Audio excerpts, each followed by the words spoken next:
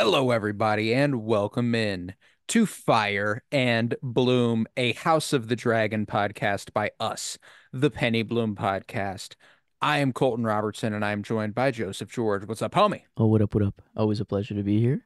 Oh, and it's always a pleasure to have you today. We've got season two, episode two, titled Rhaenyra the Cruel.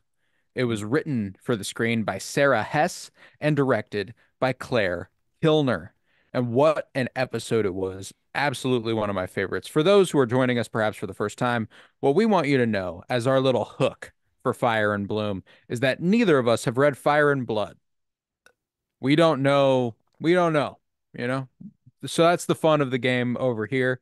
If you're looking for somebody, you're looking for a show that's going to be like, oh, well, and we know the books go here. This is not that, there are certain things that we've heard and we know certain like, we knew Darren Targaryen was going to get mentioned. We knew he was perhaps going to be involved. But beyond like it's little shit like that. It's nothing big storyline wise. So yeah, if you're here for like, well, and this is different from the books there or here, I don't know. I don't know. I just get to watch the show on the merit of the show alone, and I like doing it that way. I'm saving reading Fire and Blood for the conclusion of House of the Dragon. hmm And I'm excited to get to it. But so I say that to preface that one of the things I knew was eventually coming was Eric v. Eric. Not just from the Ah. way not just from the way the stories like you watch the show and you can tell they're setting up Eric v. Eric, hmm but I knew that from the time we met Eric and Eric that we were building to Eric v. Eric. Okay. And I actually recall, I think it's either in Game of Thrones or Clash of Kings. I can't remember which one, but they like mention them felling each other on the field of battle. Like not so this I'm pretty sure is at least different from the original A Song of Ice and Fire books. I don't know if Fire and Blood Mm. recontextualized it at all. Okay. Which is Wow. interesting, you know. How Yeah. how are you feeling? How are you feeling about season two, episode two? Ooh. Yeah, I don't know. I wasn't expecting this at all. I mean, I was hyped for the new episode, of course. It was Oh yeah. Sunday. Everyone's getting hype. Everyone's putting up their Targaryen flags and everything. Just getting ready to just accept any war crimes that are about to be committed by Yeah. Team Targaryen. But I don't know. We didn't really get. I guess I thought that there was going to be a lot more action this episode. I guess I thought that like, okay, well, war is it's a brewing now, but this angle of kind of like the just sending one kind of knight in there to try to kill Rhaenyra before the war really begins, sort of thing, and kind of like the calm before the storm. It felt like Hmm. this was just a perfect like I don't know, just it's boiling up the war even more, and it Oh just yeah. And I didn't realize they could do that more. You know what I'm saying? I thought off the season one finale, hmm you, war coming, you think war here, you think you know? cutting off a baby's head, a child, and you think that would be enough. I don't know. I thought. Right. No, like that's my thing. It's like, I thought Mhm. Aemond having his dragon eat Lucerys would be enough. And then season two premiered. Hmm. And I thought, them beheading a baby, they didn't know that's what they were doing. Daemon is actually, for once, being honest, which is bizarre.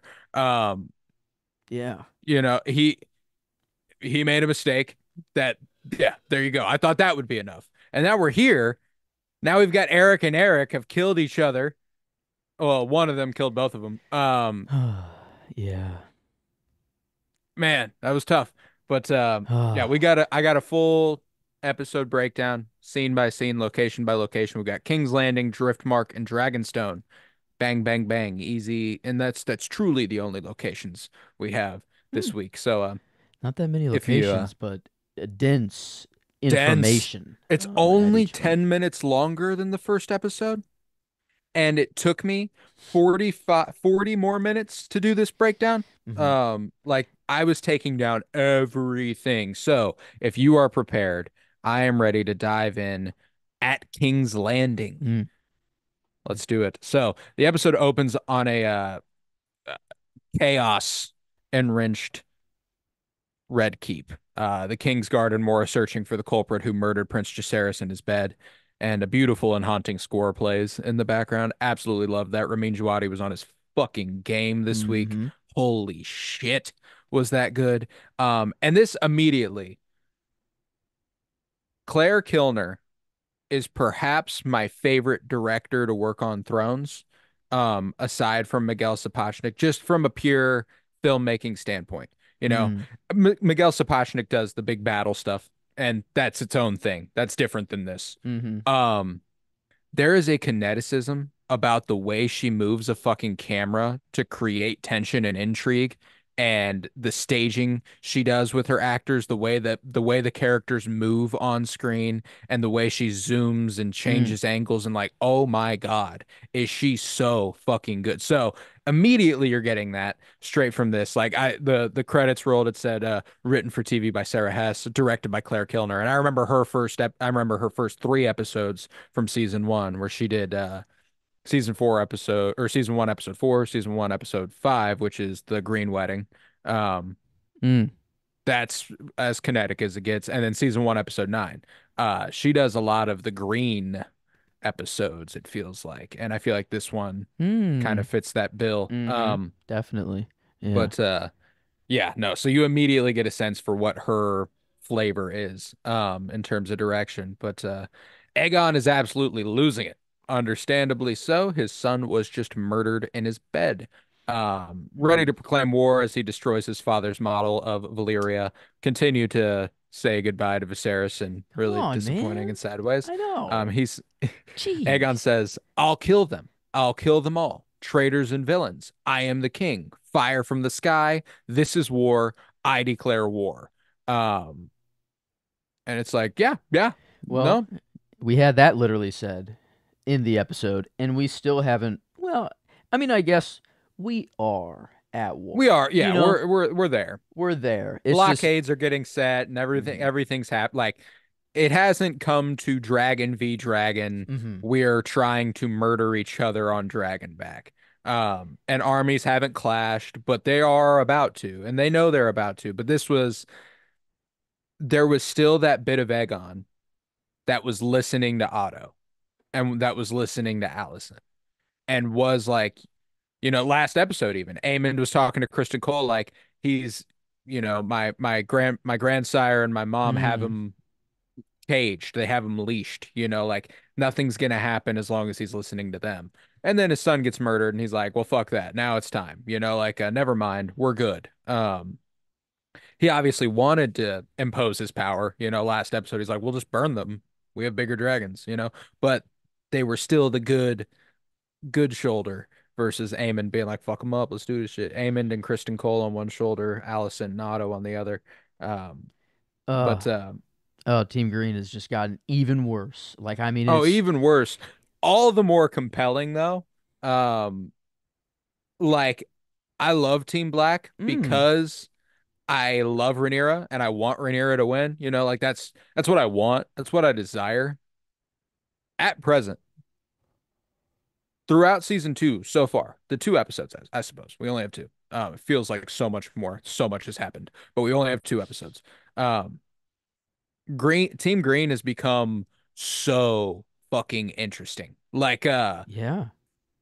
100% the side of the story I want to come back to more. You know what I'm How saying? weird is that? Like, Mm, I mean, we only wanted Rhaenyra and Daemon and anything oh yeah. Targaryen kind of before, but now it's like it is kind of like Otto. Otto took a leap even high. Like I don't Oh, know, like this oh my episode. God. Um, Yeah, yeah. No, Helena. I'll get to Like that. I mean, But Team Green. Yeah, it is weird that they. I hate them still. I'm obviously oh on yeah, yeah, Team yeah. Rhaenyra, I am but Team Black, but the Team Green side of the story, I think there's just so much more internal intrigue, and Damon kind of spiced things up this episode for Team Black with their with mm, their, their spat, but mm-hmm, like, I feel like more tragedy befalls Team Black, and it's just them kind of coping with that. And Team Green is creating the chaos, and yeah, they are suffering chaos within, and they're mm-hmm, doing all this. So it's just it's ooh, more exciting over there. Whereas when you're with Team Black, it's also it's all kind of fucking sad, you know? Like it's all kind of like, damn, bro. And I know I said that Team Black Yeah. gets all the tragedy, even though a 5-year-old was beheaded and is bad last week for Team Green. Um, but like I guess tragedy from a viewer's perspective is determined by who you sympathize with the most. And while I sympathize with Helena and I love Helena, I do not give a fuck about Aegon. I don't like Aegon. I do like Mm-hmm. I like the character. I like what they're doing with him. But Yeah. wow, my dogs are barking up there. I'm sorry if you can hear that.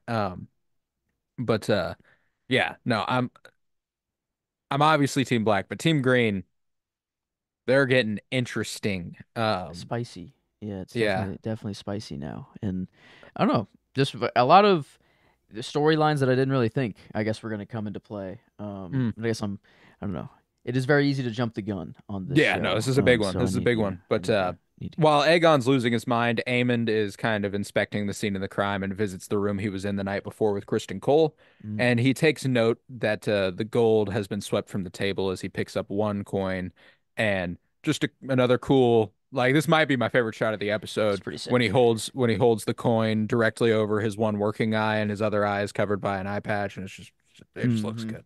It looks And good. Um, I think the symbol on the coin is like the stones that they like put on their eyes mhm, whenever they're like, dead or whatever, whenever they're just laying on right. the in the sep table. So like, I don't know, it was like he knew it was meant for him, in this moment. He was like, Yeah. "Oh shit, the past They like were the looking door for they me. came Yeah. through." He was like, "For one, did he just discover that passageway? Like does now Aemond know about the secret passages now behind everywhere? Like, or did I he don't know know. about them before? Is this now, I'm guessing he's acclimated himself. you He feels like think? this slippery, slimy. I feel like if he was like just discovering that, they would have made a little bit more of a moment of it. Like, Because he oh, kind of now I looked have. like he looked, and there was like a draft, like pulling his hair like through, and he kind of looked down the hallway, kind of like, he was piecing everything together, so he could have just been like, "Holy shit, this was meant for me," and that could have been the reaction. But like, I don't know. Rhaenyra didn't know until this, like the tunnels were there at all, until Daemon was like, "Hey, sneak out with me. Go. There's a Mhm. literal door in your room. We can sneak out, or whatever." So, I don't know. It could. I don't know if the only thing that could maybe come into play is I don't know how Aemond now knowing these are a thing like changes Does anything. anything. That's Yeah. why I don't So. think it was that's why I don't think that happened Hmm. particularly as a like whoa, like oh god, there's tunnels, I could do whatever I want. Like he already kind of does whatever he wants, so I don't think That's it really, true. Dude's you on know, Vagar, so he just kind of, yeah, bro doesn't he's care. good. He's good. But hmm, And he's also okay, less subtle, you know? He's there to he's like, "Yeah, I'm here. Fuck with me." You know? fair enough. Yeah, doesn't really need to be sneaking around the Red Keep, No, anyways. no. So But yeah. in private, Otto informs Alicent that they have taken precautions to protect against this murderer and that they're searching for him and they shouldn't be shaken by this heinous act. Um, and Alicent says that the child is dead. His pain is ended. But what they did to my girl as she breaks into sobs. This was tough. This was tough. Ooh. Um, and a really, really important episode for I said I have more sympathy and empathy for Team Black, but in terms of humanizing Team Green, I don't think there's been as quite as good an episode as this one. Mm, Um, even and I hate to say it because I fucking hate him and it's gone by the end of the episode. There's a moment that I actually kind of fucked with Kristen Cole briefly. I was like, "Wow, you are expressing normal human emotion briefly," and then he goes off and does his own thing again. But um, it's just all around it looked really good for everybody on Team Green, as far as quality. And I loved this conversation between Otto and Alicent, and he approaches her gently but firm and places his hands on her shoulders as she pulls away, and he says they will pay. And she asks, who will pay? And Otto's like, whoever did this, they'll pay. And she's like, no, I think we know who did this. I think we know that the gods are punishing us. They're punishing me. And Otto's like, hey, shut the fuck up. Listen, we will mourn, but some good may yet come of this.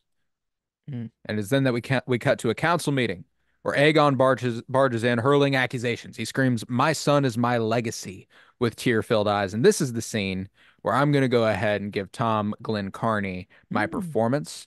I was split between him and Risa Fons personally as Otto, but I'll spoil this. I'm giving Otto my character, and I didn't want to double up. Yeah, he kind of owned. He kind of owned Yeah. this week. Oh my God. Oh my Everyone God. was going But him, no, but Otto, everyone was yeah. incredible. But like, I just thought that Tom Glenn Carney, he's had to do not one-dimensional stuff. He's had layers to his performance with but I feel like he dug into something here that he hasn't had an opportunity to do so yet. Mm, I mean, he didn't really. I mean, what was his first episode? Episode 8 of season 1? Like he showed up at the end really? of the yeah. Wow, it's Remember that late. That's they were played by crazy. younger kids earlier than that, Oh, and yeah, duh. yeah, Okay. he showed up one episode, he was king the next episode. We've been with him for like 5 I guess, episodes, yeah, so duh. like it's he feels like he's been around, but he hasn't, and it's cool to see him come into his own. It's been like 4 fucking episodes, and That is nuts. Yeah. He was just this like I don't know, little whatever just in his hmm room naked and like he was just there just because yeah, he and happened to that be wasn't even king. this actor, you know, It that was the kid prior to that, Oh my like there was God. yeah. The one who's like wanking at the top of the building, like out over the that's a different fucking Wait, guy, you whoa. know? They actually look really much like Yeah, really similar. really well Like, casted. But whoa. yeah, different kid, and that's why it's Wow. like that that's why it's all the more impressive that they've been able to maintain this continuity for the characters where they all feel so connected. They all feel so right, like they've proceeded on an exact path that you would anticipate for them. And I think Tom Glenn Carney got to elevate Egon quite a bit this week. And I think that what he did, not only here and at the beginning, but at the end, was really, really Mm, strong. And just this whole scene where he's throwing his tantrum essentially. And again, an understandable tantrum. Your son is murdered. Like that's mm, not, I don't want it to sound like I'm ever judging him for calling it a tantrum. It just is a tantrum. yeah. Um, and I can't blame him one bit. But he questions where all they were, singling out Criston Cole. And Otto attempts to calm him, but Aegon insists that they know the bitch queen of bastards did this. She's across the sea laughing at him, he says in a rage. And the council falls silent. Larys enters, and Aegon points out his mother and says, "You wished her spared." Um, he's about to go in on his mom when Larys is Mm-hmm. like, "Hey, if I may, Your Grace." Um, He's like, so we found the gentleman who did Mm-hmm. this. King's Guardman, known for his brutish nature. His name is Blood.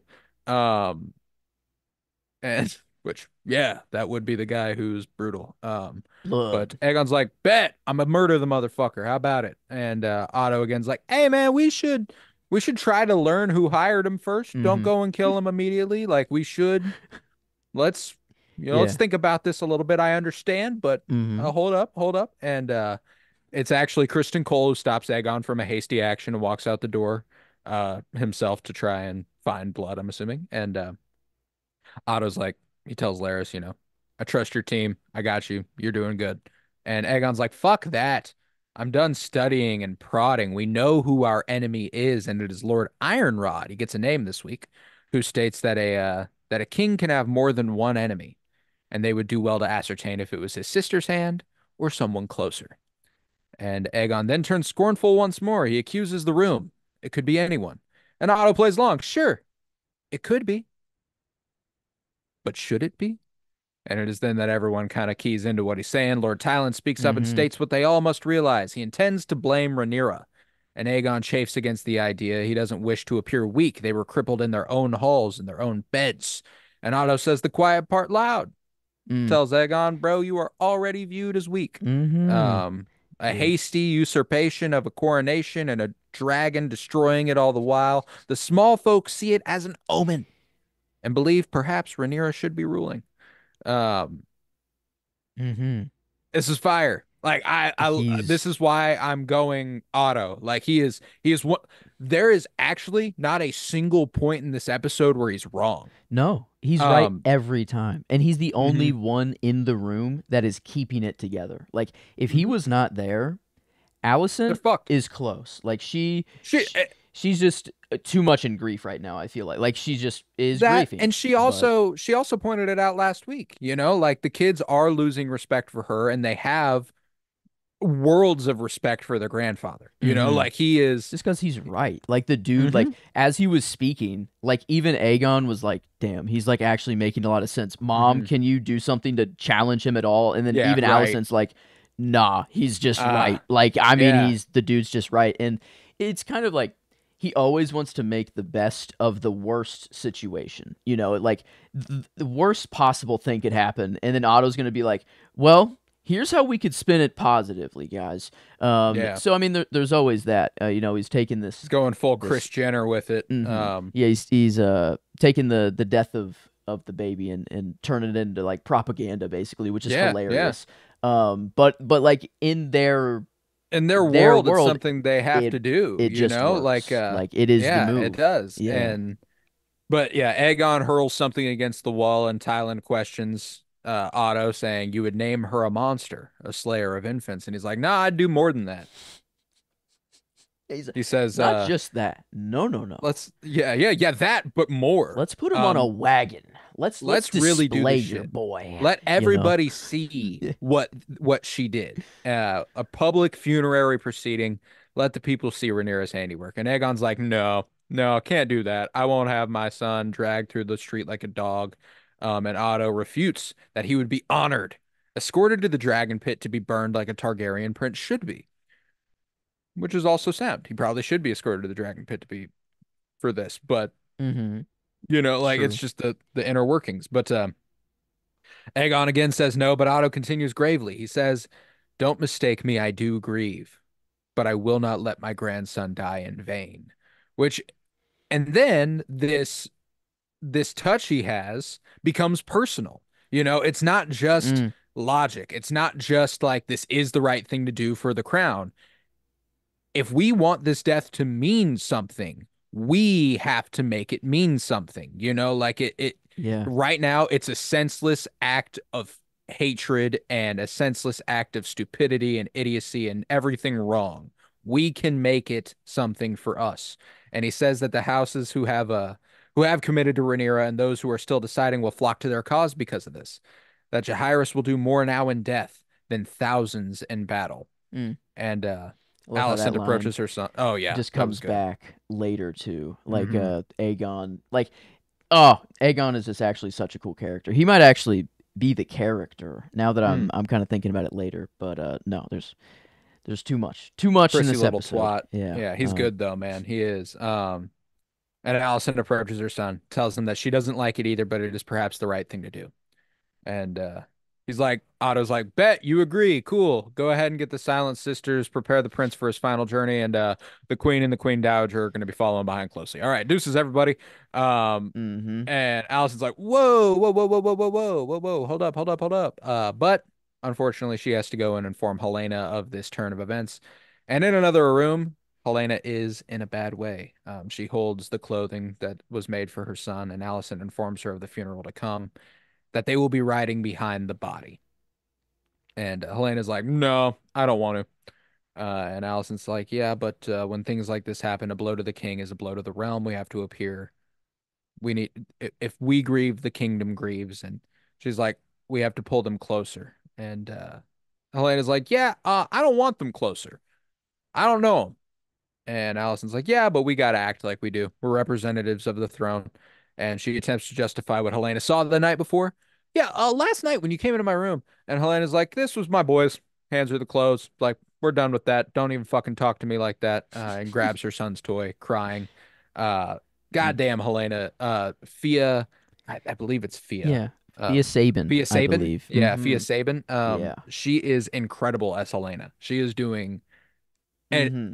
an unbelievable job in that role. Yeah, I had the nod. That was the first nod I took down for the episode, and it's brief. It's kind of I guess like per pound, she might not have like the amount of screen time that everyone else Mhm. does, but man, when Whoa, she was what on she does screen, with it, she's incredible. it was awesome. Yeah, this Yeah. scene, the funeral almost ended up kind of being my scene, but it was just kind of so long and there wasn't really Hmm. like one part that I could take out of it. But so that's kind of why I wanted to highlight at least Fia Sabin and Olivia Cook here. I mean, they were Right. both just like even before the funeral, Olivia Cook, like in that line delivery of like what they did to my girl, and her just Yeah, and breaking that's and that's one thing. I'm gonna single out some of the lesser recognized players this week because they were mm, all so fucking good, yeah. like Tom Glenn Carney and like Fia Sabin Hmm. and even Risa Fons, who I know we've given plenty of credit, but he flies under the radar in comparison to Emma Darcy and Olivia Cook and Matt Smith and all that. So like Yeah. they Yeah. are all everybody is on their fucking game this week. Like there's not a single person I could go. In fact, everyone's so on their game that even the chick who plays Massaria is like Yeah. infinitely better than she's ever been. Yeah, she took some. I don't know. I feel like a lot of people just made fun of her accent like last season, and like She they refined switched that it up. accent. Yeah, Yeah, it's they so much better now. she And sounds like Shay now hmm because she's from the same place that Shay's from. But last season she did not sound like she's from the same place ah, that Shay's from. wow. Um, Yeah, no, not at all. Yeah, now it's so much. Yeah, everyone they have just refined. I don't know. mm, Season one, everything is it we're was firing on some yeah. crazy cylinders right now. Like I can't emphasize enough how much I loved this episode. But in the streets, the funeral proceeds where Jairus' head is sewn to his body and he is paraded for the common folk to see. A man leads the proceedings claiming, "Look at what Rhaenyra did. The Kinslayer. Check it out. Look at what she did. Check it out. Rhaenyra's handiwork, folks. Check it out. This is a kid with a head sewn on his body. How about it? You see? Yeah, see? But Rough. when the wagon carrying the boy's body is stopped by a rock, the common people close in and overwhelm Helena as she panics. And this was just, it's tough to watch, man. Helena Hmm. doesn't need to be. I was so worried. So glad they didn't go here, but was so worried the kid's body was going to fall off this fucking wagon. They made Um, everyone think that. I'm pretty sure. I mean, it was right? wobbling, and then Oh, that dude, rock, and I then thought for heave, sure. like, and then I thought Helena for freaking sure we out. were getting an episode of Tim Robinson's Coffin Flop. It was That's been a thing. That's like n- it's happening. So, it's called I think you should leave the skit show on Netflix by Tim Robinson. Absolutely incredible. wow. It's a guy who does a TV show like he runs a whole network and he's doing a commercial for his show Coffin Flop where Okay. naked bodies fall out of coffins. Um Hmm. and he's like, Okay. this is the only thing on our channel anybody watches. We're not canceling it. They tell me I need to cancel it, but we're not canceling it. Wow. Yeah, this one, I'm glad it didn't happen. Yeah, I'm thank glad God. glad he stayed up on there.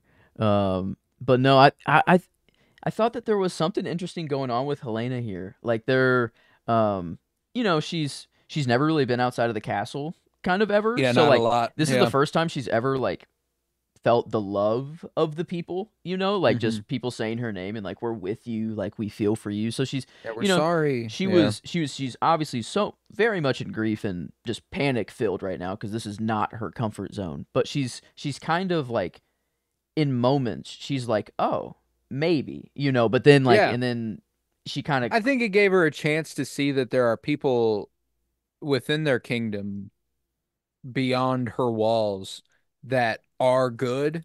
Like I think she's been so sheltered and stuff that most of what she's probably heard about small folk is like classist as shit. Like it's probably just how it yeah. is. And I think that there were moments where she got to glimpse them a little bit closer. There were moments also where I feel like she might have been having a vision. Yes. Um, Up in the bridge. Something's gonna mhm. happen on that bridge. I don't know. Like maybe it was just this. They did kind of take moments, not just for Helena, but for Alicent, for Rhaenyra, for Helena. It Mhm. was mainly the women. It felt like, Yeah. but like whenever they needed a moment of just kind of like they were in thought, like deep grief or deep Oh, emotion. beautiful shot of Rhaenyra when she's thinking later with her Yes, kids. Yeah, and yeah. and they would zoom in on their eyes and just kind Hmm. of it'd be a shot of their eyes, and then it would cut to what they were looking at, and then the sound would kind of wash out. Yeah, It yeah. was very slow, and like Rhaenyra, there was just dust flying through the air. Helena was looking up at that bridge. I feel like Alicent, I forgot, she focused on one part of the funeral, and it kind of just reminded me of like whenever you're going through like a funeral or a moment like that in your life, like it You doesn't like seem retreat into real. yourself. Yeah, it Yeah, almost yeah. doesn't in these moments. Like those are the moments you remember. Is like, wow, Hmm. this bridge looks really Whatever beautiful right random thing you now. fix. Or, Yeah, I mm-hmm, remember like I was very young and I was at the hospital for a family member. And that's what's crazy is I can't even remember what family member, you know. But I remember very specifically sitting in their hospital room at night in the dark and keying in on the clock ticking. mm-hmm. You know, I was very young. This is like 15 years ago, Wow, if yeah. not See, more. it's You it's know, I like, don't even remember who it was for, but I remember the room. mm-hmm. I remember it being. I remember the hallway outside. I remember the like, and it's just like, Wow, you know, I look back on that moment. I'm like, did that happen? You know, like mm-hmm. I remember it. I remember it vividly, but I don't know. I couldn't really tell you if it was real because I've talked to my Wow, parents about it. I'm like, who would I have been at the hospital? And they're like, I don't know, buddy. And I'm like, I'm like, okay. wow. Like That's that's weird, freaky. huh? But yeah, no, but that to your point, like it is those things that you key in on in those moments whenever you're like, is this happening? Is this real Mm-hmm, life? Like this is actually going on right now? And there was also a important thing I think with the imagery in the streets of King's Landing with the not confetti they're throwing, mm-hmm. whatever they're Little throwing. plant seeds, Yeah, some the leaf, yeah, something. yeah. Yeah. Mm-hmm. When it falls, it looks a lot like ash. Um, and I think Oh. that they're absolutely playing with the Mm-hmm. war to come and the tragedy that's about to Yeah. befall them. And I feel like Helena's getting a glimpse of, you know, she's looking at the common people. I think, you know, there's a lot of themes of when they make decisions, the common people will suffer, you know, and I think that she's kind of realizing in this moment that their actions are going to kill these people, Mm-hmm. essentially, you know. How real world are they like are they trying to like, put a message out there of like, hey, these big powers that are making big decisions in the world and using propaganda to make you think one thing's Hmm. happening, like it feels a little it's coming together, like it's mimicking some Oh, real I mean, world. I guess war is just yeah. always the same. I don't know. And Yeah, maybe I think that it's that's ultimately the but case is that I don't think they're expressly trying to be like, and this is real. I think it just is real, which is kind of sad. You know, I don't th I, yeah. like Because is this the death of a child being used for propaganda to be like, hey, look at how bad these people are. They are the enemy. They are the bad. And it's just, the one event that was not even really what they wanted in the first place. I don't know. It was just, right. it felt out.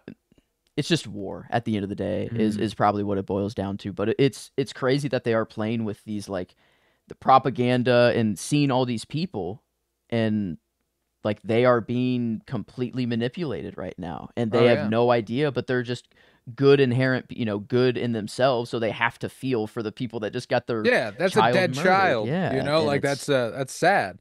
But yeah, that was uh an incredible scene. It was beautiful to look at. Fia Sabin did incredible, as did Olivia mhm. Cook.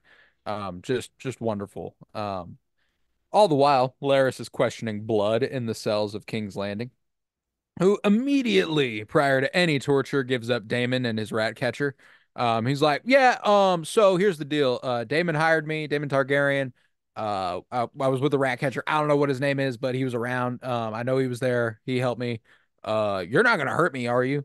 And Laris is like, no, no, no, no, no, no. I'm good. I'm good. I won't hurt you. But I cannot vouch for his grace. Yeah, And blood bad is cop. graced with the presence of the king. Uh, the Yeah. king whose son he just murdered. So he Aegon enters the room with a flail of some sort, and bludgeons him to death. Really, really kills this guy. Mhm. Really kills him good. And in fact, I kind of wish they would have stuck with that a little bit. You know, we do a lot of murder. We do a lot of murder in this show that I feel like we shouldn't stick with.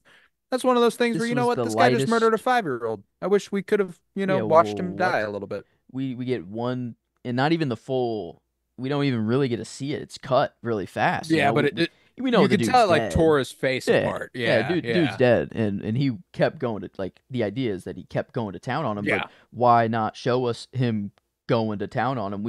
Mm, We get to see him do it to Viserys's castle, and you get to diminish Viserys even more, and just yeah. make me sad. But blood, gets the camera cut away from him, and like, Yeah, come on now. I want senseless violence. Give it to me. This is but television. yeah, it's okay. But this, I don't know. I love Larry.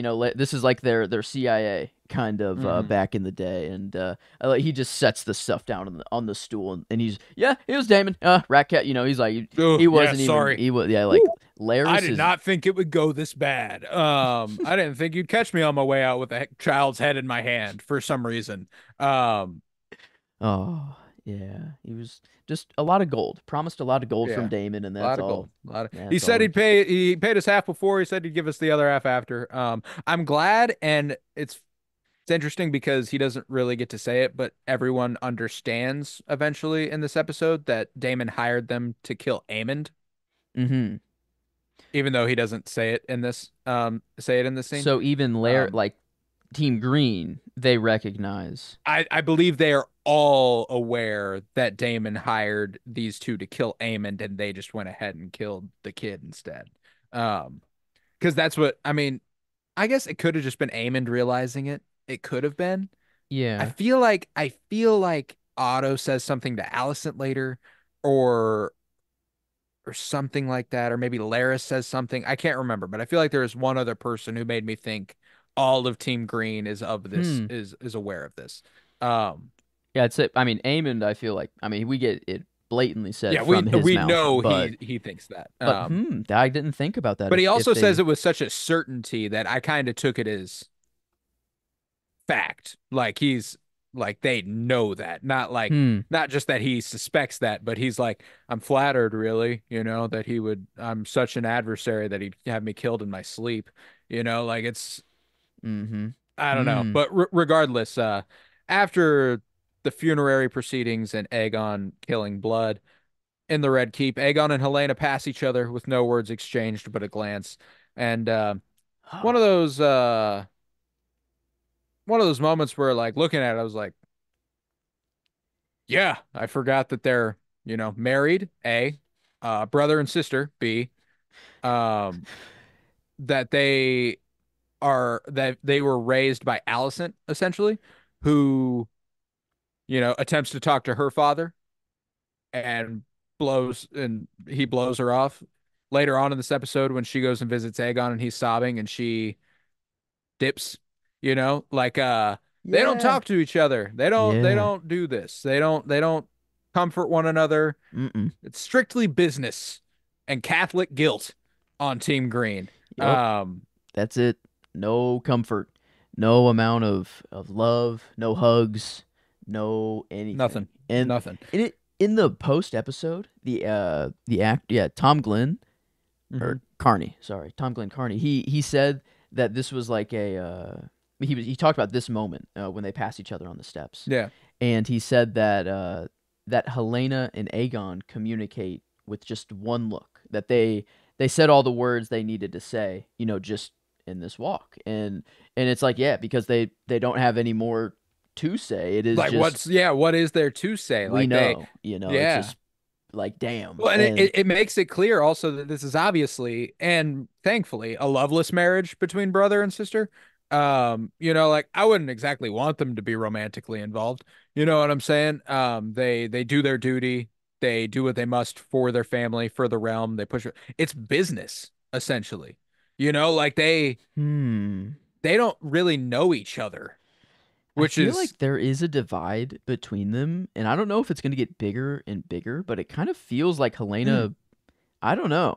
she's Whether not happy with this interaction. no, not And she. I'm gonna give Fia Sabin some credit here as well. Whenever he walks away, she like does this thing with her hands where she like goes. Yes. It's like a nervous tick. I think they both display Allison's nervous tick kind of Mm-hmm. getting passed Like down to her a little, yeah. passed down to them Okay. a little bit. She does this thing with her hands where she's like you Mm-hmm. couldn't say anything. Like I get the impression he hasn't talked to her since their son died. Yeah. No. And And even yeah, before that, like he was in the room, he's like, "The queen is a mysterious woman, isn't she?" yeah, And just yeah. walks out. Like he does not treat her like anything more than A mother to his yeah, children, yeah, like yeah, and and again, I feel like this is weird because I feel like if she was just his sister, he'd be more loving. If she was just his wife, he'd be more Ah, loving. It's the fact that they exist in such a strange space that they don't know what to do. Like it's and like I can't blame them for wanting to not attach to one another. yeah, You know what I'm saying? Like it's not like it's something where I'm like, "Oh, come on, be there for your wife, your sister wife." Like yeah. It is. it'd be a weird fucking situation, like you ever been in a situationship with your fucking sister? Like no, that's bizarre. Mm-hmm. That's like there's no way to understand how you could possibly handle that situation properly. So that's one of those things where I feel like when we watch their failings, Aegon's failings as a husband and a father, it's really shitty, but I feel like one of the obvious places we have to blame is upbringing and Mm-hmm. Allison and Viserys and Otto, like, and generally the culture of being a part of a royal family. Like you aren't raised by your parents, Yeah, and your parents are always preoccupied with something else. They're preoccupied with the realm. They have the that's their safety of favorite everyone line. else to worry about. The Yeah. duty to the realm, Hmm. is their excuse for everything. Whenever it's just a clear, like, yeah, a non-human decision that no human would make, but we have to because it's our duty Yeah. to the realm. And yeah, it's like, well, I'm glad we're not in that situation anymore. Like that is not how our realm functions. That's, Right.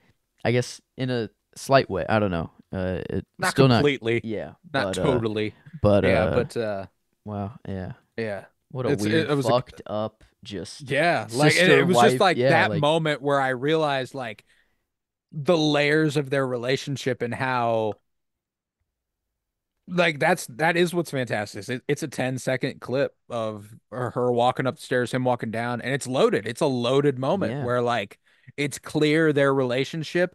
If it was one thing or the other, it'd be fine, but because it's both, it's nothing. Like it no longer Wow. it essentially is non-existent because it's simultaneously siblings and spouses. But in the children's room, we get perhaps the most humanizing moment for Criston Cole ever, Mm, where he watches Jaehaerys's blood-soaked bed get taken out, and he watches in tears, and he can't even bring himself to look at it.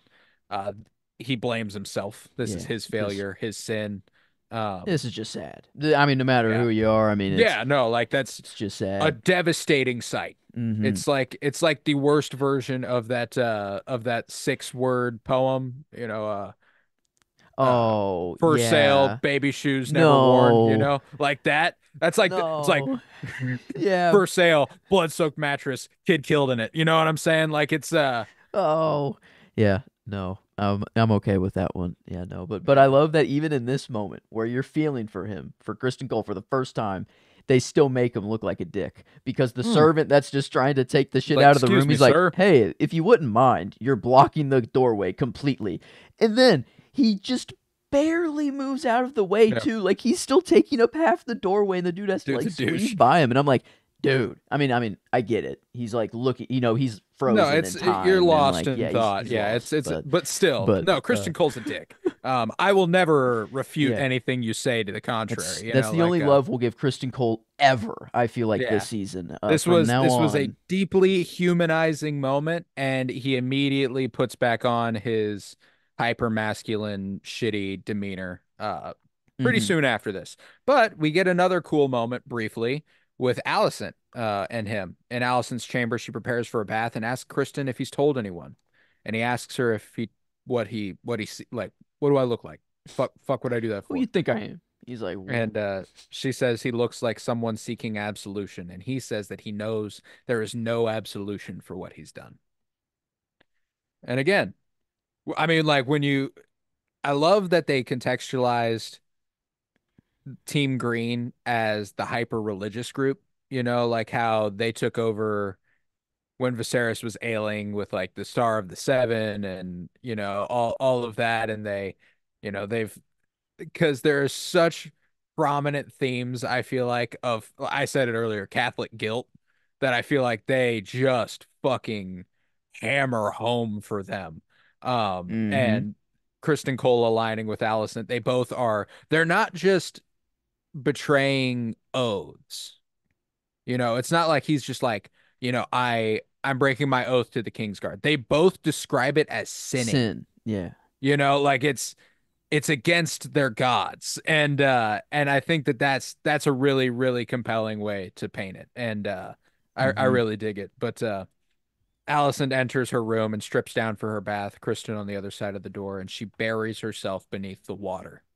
Mm. Love a shot like that. Oh, When gorgeous shot. man, Always it super sad. there I feel like in a movie, I don't know what I've seen it in, but this exact kind of sinking below, letting the water settle, and then Hmm. kind of seeing their face. The waves, like kind of the Mm-hmm. wavy water, I kind don't of know distorting them. why. AI, the Spielberg turned into Kubrick is ringing a bell, Yeah, but I don't think that's it. But it could be. could be. Westworld. I think it was Dolores. Maybe actually.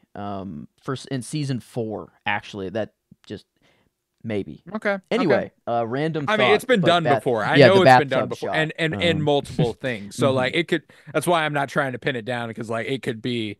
I don't even know what it could be anything. But yeah, it was really well done. But Criston takes his guilt and is ready to pass it off on someone else. And he finds Eric with a soiled cloak and accuses him of treason. He's like, Mm, your cloak is soiled. Fix it. He's like, I'm gonna eat first. He's like, treasonous bitch, get over here. What about your brother? How do I know you're not still loyal to him? How's that? And Eric's like, hey man, we were born as one, one mm. soul born as two, and I thought that was cool given what we've been hearing in the Acolyte lately as well. Ooh, yeah. That's a cool Okay. little connection for the twins thing there. Um, and he's like, if I was loyal to him, I would have gone with him. Like that is Mm-hmm. it's how it works. And he doesn't fully buy this. He does, but he's got an idea and he's going to act on it. He says that he must answer for the crimes of his brother. He must reaffirm his faith to Aegon. He has to go to Dragonstone and kill Rhaenyra himself while posing as his traitorous brother. And Eric begrudgingly agrees as he has no choice. And Criston threatens to tell the king of his non-existent treason. Um, Did he come up with this right here and now, or did he yes, actually talk? Like he didn't talk there with was Aegon no before. plan. He came There up was with it. no plan. I think Yeah. he literally walked into this room because he was pissed. He's like, "Well, Yeah. it's kind of my fault. I need someone to blame. I'm the manager. I need to take it out on somebody. It's Hmm. just the trickle Yeah. down." Yeah. And he finds the dirty of the cloak, and he's like, "Fuck it, you have to change that." And he's like, Yeah. "Oh, now I can punish you with something more. Go kill Rhaenyra." And then Yeah. Didn't think this through for a second. like Um, I he guess thought of this as he said it. yeah. And it's what makes him Hand of the King. It is like no previous thought before, like no conversation with Aegon, no, nothing. And it's like, I guess on the surface, it looks like a cool idea, like, oh, the twin is gonna infiltrate and be able to get by her side Fucking and kill her. moron. It's like, That's not even the best idea with the traitorous brother. what would you do? Have him infiltrate, say he's defecting to be with his brother. Play the long game. Don't go down there and assassinate her immediately. Play the long game. Get her in her good graces. Maybe he's a prisoner for a little bit, but he proves himself to be worthy and he joins their cause. Killing her is just, I mean, it does kind of end the war. I guess No, yeah. Daemon then now is claiming himself, and that a whole different war is on their hands. But like as far as Rhaenyra is concerned, like I mean, it I'm is. going like I agree with Otto wholeheartedly. This is a stupid fucking plan. Like I get why it's the quickest thing to end the war, Hmm. but if you want to kill Rhaenyra, you're not going to do it quickly, Yeah, especially not going act like your brother. Good luck. it's just I think they just see it as like it is the most ideal move to just kill Rhaenyra. Like if they could just have her dead, Oh, yeah, it's ideal. And and I then see that they that's thought, oh, this is a way that we can do it instantly. It's going to be so easy. How right. could it fuck up? So they're just like, yeah, it has to be. But I mean, yeah, No, it's you're stupid. Like yeah, that's no, what I it's like. I'm saying that like, yeah, I get where they're coming from. I get hmm why the idea was had because yeah, any 10-year-old would have thought of it. yeah. It's like, oh, twin, it could be easy. And then yeah, And it's I love that moment later on when Aegon's like, oh it's genius, really. And Otto's like, are you that fucking stupid? It's like No, it's not, genius. they're kind like they do have some chess like analogies thrown in there every now and then, and I love that it's just Aegon is just thinking of like one move attacks, like sort of a thing. He never thinks of like the response or never thinks Hmm. of two moves ahead, while Otto is the one who's thinking 8, 10 moves ahead, whatever. And it Right. is like every time Aegon is like, I'm attacking the queen, it must be good, but then he never thinks of what he's leaving What open happened? or blah Yeah. blah blah. And I don't know. Literally There's sacrificing a knight, Oh, you they know? are fully playing chess right now, actually. Yeah. Yeah, like legit. This is what it was based off of, probably. Damn, that's kind of nuts to think about. Yeah. Um, But I at least liked the way Christian framed it. It's obviously coping, but him being like, if you go, he's like, if I go alone, I'll probably die. And he's like, yeah, but it could also mean your glory. You could end the war before it begins. And like, so again, I want to say, like, I get how the idea was had, yeah. but it's just idiotic. Like it is dumb. But elsewhere in the city, Aemond is up to his weird shit, cuddling naked on a sex worker named Madame Sylvie, who is there to comfort him. And he says Daemon meant to kill him, and this flatters him. He thinks him a Uh, worthy adversary. He's afraid to the point of being willing to murder him in bed. And when she makes an advance, he refuses. He goes, "No, not now," and lays his head in her lap. He says he regrets what happened to Luke. He lost his temper and he's sorry for it. And this was another, like, again, the humanizing moments for Team Green. mm, I knew Eamon felt this way, but like it was nice for him to like expressly say it. You saw it on his face when it happened. You knew he didn't yeah, like it. You knew he didn't want that to happen. But yeah. I appreciated that it's eating at him.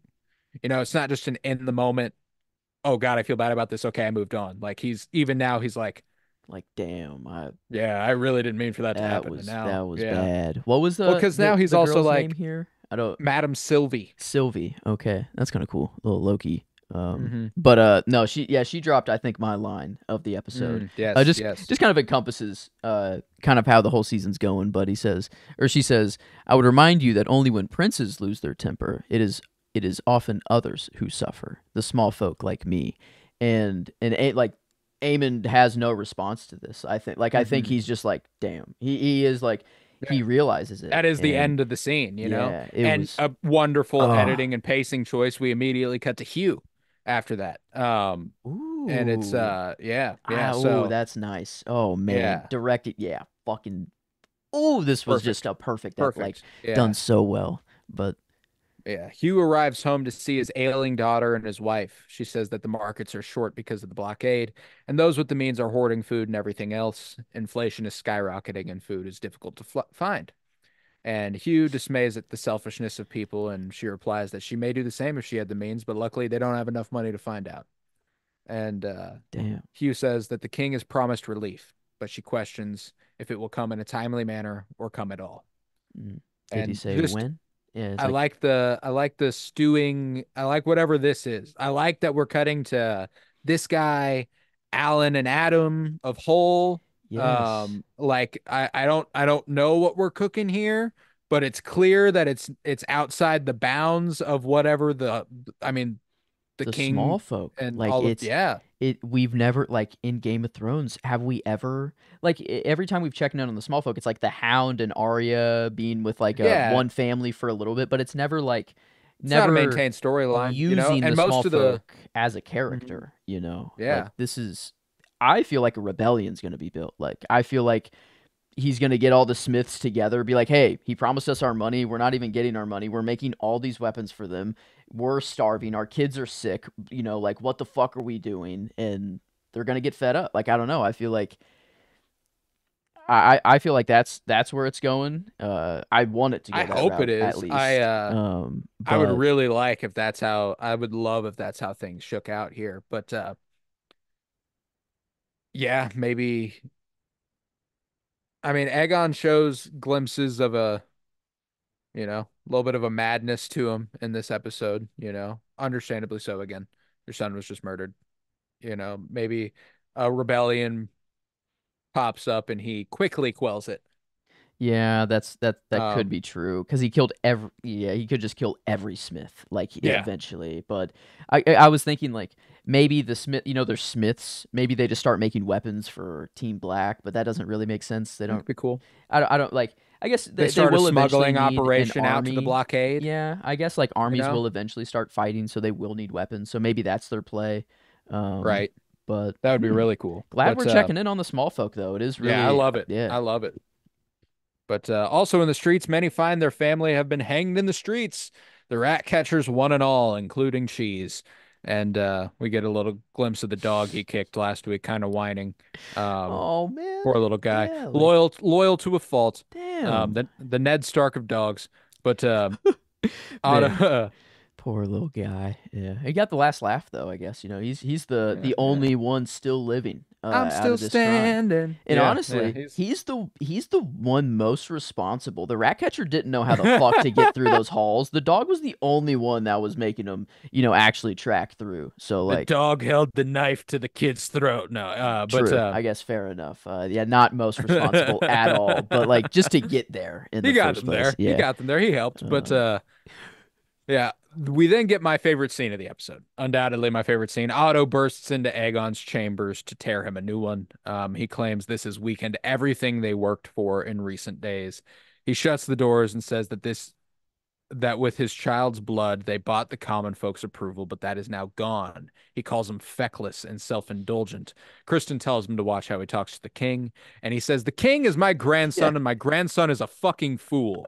Um, Tyrion went full kind of welcome, Tyrion and Joffrey. Like I don't give a fuck. Like I'm gonna welcome slap back, him. Tywin Lannister. Okay. You know, And more time. There we go. Yeah. you It's know, being uh like, "Shut the fuck up, all right, kid."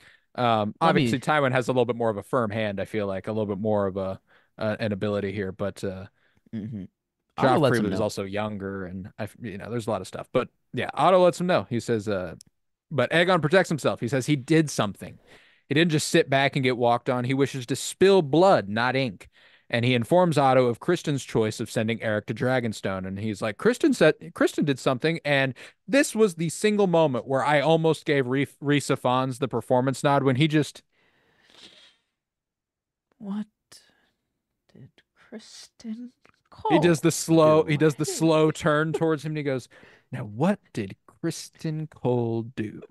Um, and like so like this is my Uh favorite scene. Otto is my favorite character because of the scene, and his performance in the scene would have given him my performance if I didn't want to spread the love a little more. mm-hmm. Because goddamn is he good. And Otto finds this idiotic and tells him as such. He like turns, he goes, "God help us." He says this diminishes them in the eye of their enemy, and he asks if he never thinks of his father, his Mm. forbearance, his judiciousness, his dignity. And Aegon says, "Fuck dignity. I want revenge. He did what had to be done. His father is dead." And Otto responds, "Yes. And we are all the poorer for it." I was like, "Yeah, fuck yeah, Otto. Give it to him." Damn. And I was like, tell him, Otto. Tell him what's up." And Otto throws it all away in this moment. Tells Aegon that Viserys was right about him. And Aegon's like, "What? He picked me for king?" Confused, in denial, perhaps. And Otto taunts him. He says, Really? "Is that what you think?" Maybe Aegon truly did believe that. I don't know. Like I think he did. I think I he did too. think I think he believed it because he wanted to believe it. But there's a note to his mm, delivery, which is also why I'm happy to give Tom Glencarney the nod. I don't really read this as like textual. I read it as subtextual, and in mm-hmm. the performance is that I feel like there's kind of like he made me king, Mm. like Yeah. Like a hmm. like there's a worry there. Like he feels like He even Otto's knows. insinuating something, and he's like he made me king, like be careful, don't tell me what I feel like you're about to tell me. And then he tells him, and this earns him a one-way ticket off the council and removed his hand for the Oh. second time in the run of the show. Yep. And the pin is given to Criston Cole, tossed at his feet. And Otto says what we are all thinking, that this is egregiously fucking stupid and will be regretted. And That he is line dismissed. right there. He switched You. characters. I feel like he put like he was the hand or whatever. Like he put on his hand voice and Oh, he dude, has to be professional. when Yes. he reaches for the pin and he's like, it's not even the camera's not even on his Insolent face. pup, Yeah. he says for yeah, he Insolent literally pup. gets like deep. I don't like He he and sounds like, you know what he sounds like? Emperor Palpatine. Yeah, like it was evil. Like yes, it was. Yeah. And he says, "You think yourself clever, but without a strong hand at your side to guide." Like yeah, it was like a It's a force. guide. Like I'm like, what Yeah, the it was the guide. The way he to delivered guide, I was like, guide? I was like, God whoa, dude.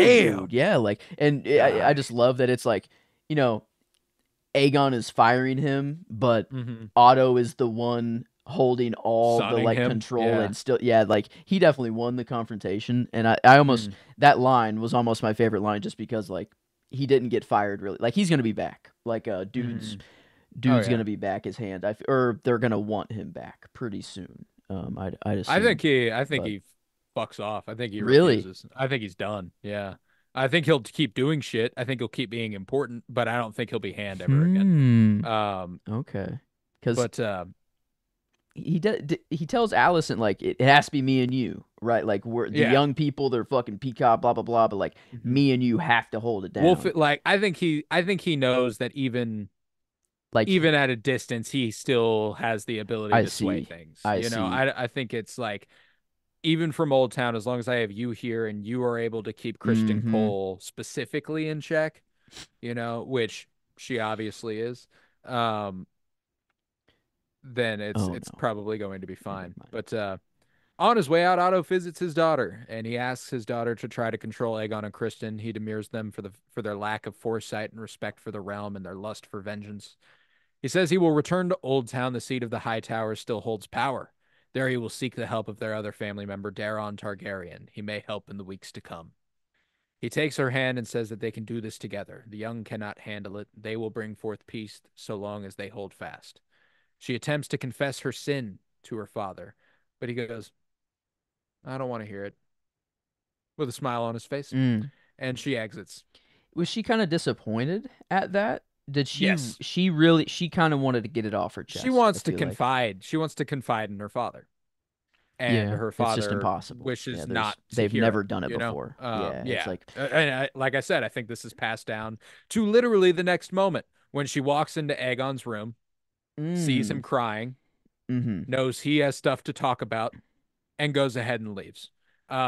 And this was the other moment where I was like, okay, I'm very comfortable giving Tom Glencarney the performance because him sobbing here and the way he's playing with Viserys's ring, Yep. like Yep, he's what Otto instantly said thinking of what Otto said. Like really yeah, fucked him up. yeah, Really and fucked him and up. even whenever he was hyping up Kristen Cole, he said Kristen had the strength of 100 old men, or you in Hmm. this last hour were stronger than 100 old men, which is what Otto literally said in the council meeting before of your son had the strength of more than 1,000 battles at night, whatever. So it's like Yeah, right. everything that Aegon like is doing, it is like it is coming from Otto. It is clear that all the good king attributes, I guess, or just the good logic His that you want. instincts, he just twists them in a way that becomes stupid. But Mm-hmm. like he's got good ideas. It's just like, oh, buddy, yeah, no, you can't do that. That's Mm-mm. stupid. Yeah. But Can't hang every rat catcher just because you got the no, one. That's yeah. yeah, no, that's just not how it works. But No, it's not. But Alicent returns to her chambers to find Kristen sitting upon her bed. She begins to take off all her jewelry and stuff, and she slaps Kristen a few times, mm. pushes him against the wall, slaps him again, and he catches her, and then they fuck. So good stuff. Good stuff. Good way to end the episode. Love it. Yeah. So I guess he's the hand of the king now. Is he still the king? Like, is he still leading the I don't know King's how that Guard? works. I'm curious about that. So is his oath? Yeah. So like, are they technically not? Well, I guess is Alicent still sinning because like she Alicent's can't? absolutely still sinning. Yeah, Yeah. like there's Okay. Yeah, I guess that's true. So Alicent will never stop sinning, yeah. but I guess on Kristen's side, I thought I didn't I know don't if it know. It's also changed hard to or. tell. The King's Guard is typically seven, and if Criston Cole has been ascended beyond the King's Guard and is now handed the king, and Eric is dead, they only have five. In Ooh. fact, they probably only have four because Eric defected. Um, Yeah. That's oh so damn. like Wow. the They're King's Guard down. is thin, Hmm. to say the least. But yeah, that concludes the story there, and we'll head to Driftmark where Alan reunites with his brother Adam. Adam commends him on his service to Corlys and asks if anything is coming of it. And nothing has, but Alan is very excited to have Adam stew once more. And Adam says to serve with the sea snake is to make a fortune, and that if he had this opportunity, he would take it. And Alan replies that he would do that because he hasn't seen what's coming, war. And elsewhere, Adam watches a dragon fly overhead. Mm-hmm. Brief, hard to make, heads or tails of it. Know what's important about it yet. I Um, I feel like it's at least what I read is just the younger, eager brother wanting to make money and not really thinking of the consequences of it. But then the smarter, wiser brother being like, well, if that ship goes off, they're going to war, and there's a high likelihood that they don't even come back. So like, it's not worth it. Like I'm not. My life is I'm chill. Like I don't need right. all this conflict. Like I'm doing fine by myself, and I think it's going to be a trap. I hope it doesn't go this route, but I think his younger brother is going to convince him to go on that ship with Corlys, and I don't think Corlys is making it out of this season. I like he's looking like just he's walking around slower. I Mm-hmm. feel we're getting moments with him and Rhaenys. Like I don't know. I feel like it's his time is coming up. Sadly, and I think that's how I see this storyline ending is the brother convincing like them both to go, and they're both going to go for glory, but then something's going to happen. I don't know, some Gotcha. naval battle. I hope not, but Hmm. that's my at least prediction. That'd be interesting. I'd be down with it. That's I don't really Like why anticipate it though? going. You mean? Yeah, like why would we spend so much time with them if that's how it was going to go? Like he's gotten a scene per episode so far. That's true. Like it's not. The small folk like are Mhm. really. I guess we have a smith and then a ship. I don't know. Just kind of they're Well, that's the important. thing. He's not small though. He's of a house. He's Adam. They're Oh, Adam and Alan of Hull. Like they oh, are. okay. They're I thought they were just kind of high rank. They just eventually became high ranking in their. I don't know. I Well, guess and down that's the there, other but thing too, is like I guess they could technically be small folk. I don't know what constitutes that. yeah. Like Brienne of Tarth, not small folk, right? She comes from, Yeah, no. Yeah, that's you I know, guess, yeah, a known house. You yeah, that's have why a I'm like banner and shit, she like so they are bannermen of the Valarians. That is okay. that Oh, so like okay. that's why I'm like Okay. they're not technically small folk, which is why I'm also like it's not exactly connected to that storyline, but it's obviously there's something more going on, and I'm Hmm. interested to find out what it is because last week we had our suspicions about Alan, but like this week I feel like that really got quelled. Like it really doesn't. He's truly not in it for anything. Like he's Yeah. so I think you have the right idea that he might go off and die. It's a Like sad kind of because like you don't hear of House Valarian or Hole or whatever in oh through, yeah, no, the and Valarians like will die. Like that yeah, house ends. and like Yeah, like it kind of sucks because like people are like, well, there weren't black people in Game of Thrones, and now how are there black people 300 years ago? And it's like, well, you know, do the math, time idiot. is just Um, different, whatever. But like they could just die in the show. yeah. Is like actually the people are thinking it's just they need to include more diverse cast, whatever. But sure, I mean the They're times are very incorporating it with different. Like tragedy, yeah, though. Like but it's well, hmm and that's the other thing though too is that Corlys Velaryon does not have to die young. Rhaenys ain't having any more kids, and the Velaryons aren't Velaryons. true. Laenor's You know what I'm saying? gone. Yeah, like Bela is about to marry Jacaerys. Um, Hmm. and I guess they're technically Velaryons, but what's that mean for Jacaerys? Hmm. Yeah. Yeah. It's their house is it sadly just seems that it has to go away. Oh, And extremely yeah. doomed house, like, and that's super sad. But will then be a Dragonstone, where we begin with Rhaenyra being informed of the atrocity at King's Landing. She Mm. stands accused, and the High Towers have informed the realm of such. It hurts their cause horribly, and she states that she would never, that after the loss of her own son, that she would inflict the same pain on Helena of all people, an innocent. It's Hmm. unthinkable. And I loved that delivery, on Helena of all people. Like, why would I do that to Helena? She's precious.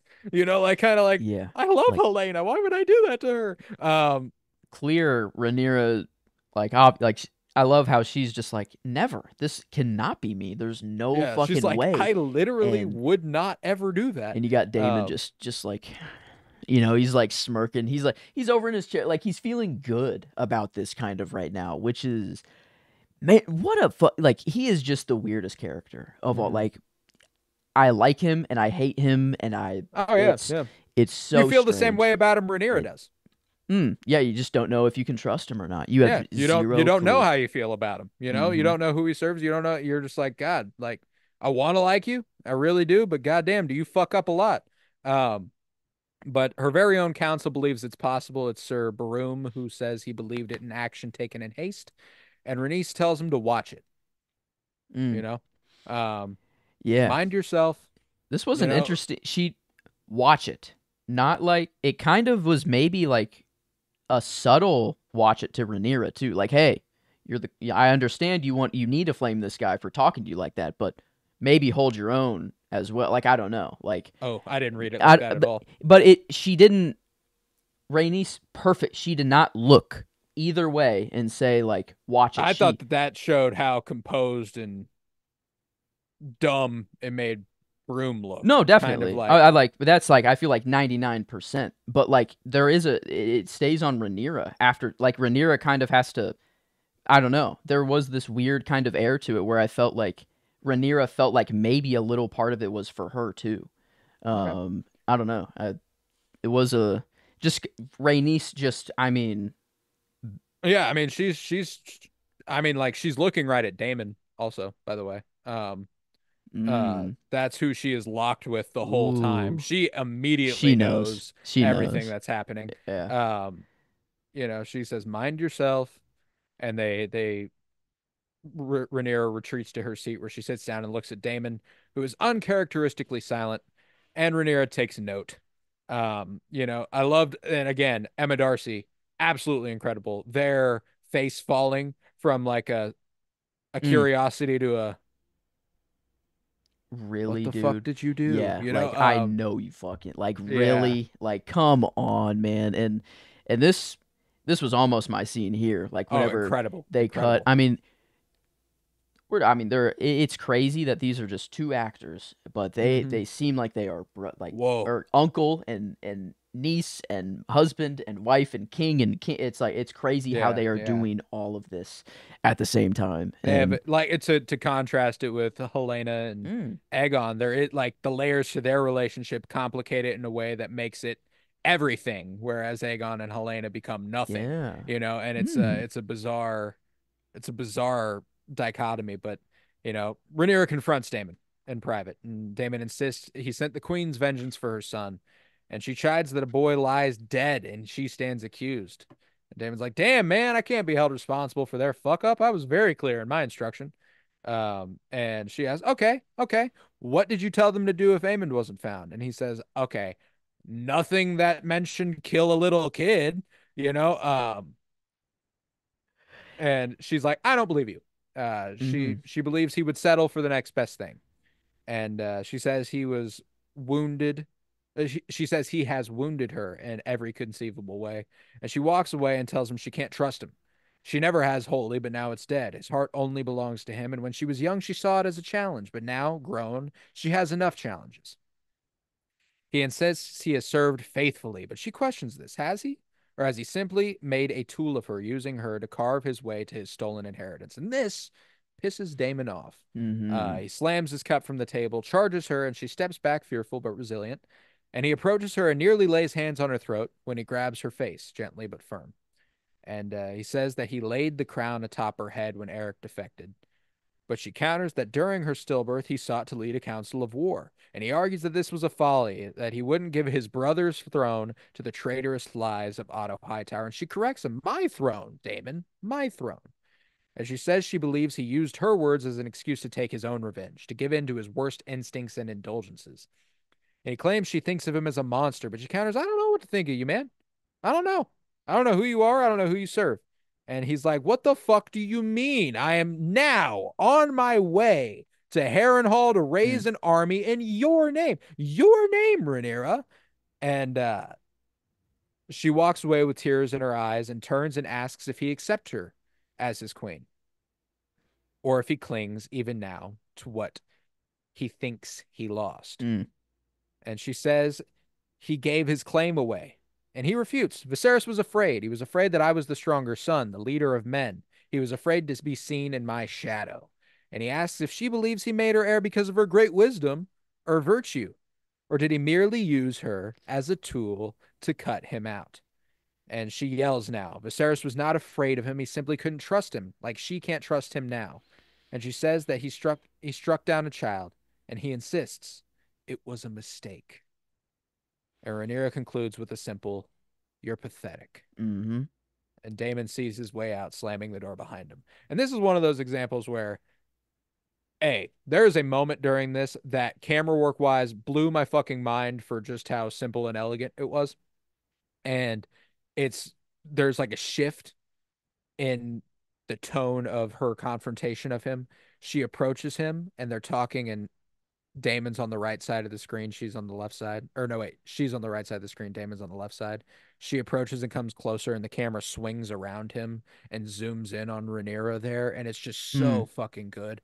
But also, Sarah Hess writing, holy shit, was this a fantastically well written scene. It was just an actual argument. Like, I mean, it felt, it just, I don't know. I don't know if it is, maybe it is just good writing. Maybe it's the performances of both, It's both all of of it. them It's just all of go it. everything. I mean, in this room, Dragonstone looks so fucking good in Oh, this show. Like flames. every room they go in Dragonstone is just incredible. And yeah, I do love this one, but I love the library down below, or wherever their library is, wherever she meets the White Worm.